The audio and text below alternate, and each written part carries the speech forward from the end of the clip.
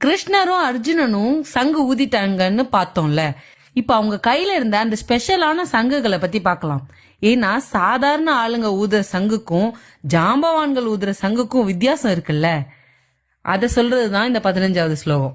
பாஞ்சஜன்யம் ஹிருஷிகேசோ தேவதத்தம் தனஞ்சயः பௌண்ட்ரம் தத்மோ மகாசங்கம் பீமகர்மா விருகோதரः.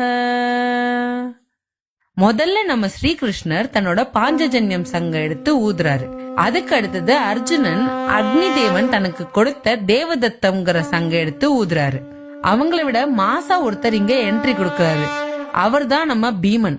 பயங்கரமான வேலைகளை செய்யறதுல கில்லாடியான பீமன் பவுண்ட்ரம் அப்படிங்கிற தன்னோட ராட்சத சங்க எடுத்து ஒட்டுமொத்த போர்க்களமே நடுங்குற அளவுக்கு ஊதுறாரு. அந்த சத்தம் கேட்கும் போதே கௌரவர்கள் பக்கம் பல பேருக்கு ஹார்ட் பீட் எகிற ஆரம்பிக்குது. இங்க சஞ்சயன் கிருஷ்ணரை ஹிருஷிகேஷன்னு கூப்பிடுறாரு. அதுக்கு ரொம்ப ஆழமான அர்த்தம் இருக்கு. ஹிருஷிக அப்படின்னா புலன்கள், ஈஷ அப்படின்னா இறைவன். அதாவது நம்மளோட கண்ணு, காது, மூக்கு, முக்கியமா நம்மளோட மனசு, இது எல்லாத்துக்கும் கண்ட்ரோல் பண்ற கடவுள்னு அர்த்தம். போர்க்களத்துல பதட்டமே இல்லாம முகத்துல ஒரு சின்ன சிரிப்போட கிருஷ்ணர் இருக்கிறதுக்கு காரணமே இதுதான். தன் புலன்களையும் மனசையும் முழுசா தன் கட்டுப்பாட்டுல வச்சிருக்க ஒருத்தராலதான் இவ்வளவு பெரிய போர்க்களத்துல கூட அர்ஜுனனுக்கு ஒரு டீச்சரா இருந்து வழிகாட்ட முடியுது. பீமனுக்கு இங்க விருகோதர அப்படின்னு ஒரு பேர் இருக்கு. அதுக்கு என்ன அர்த்தம் தெரியுமா? செம்மையா சாப்பிடுறவரு, அதே சமயம் செம்மையா வேலை செய்யறவர்னு அர்த்தம்.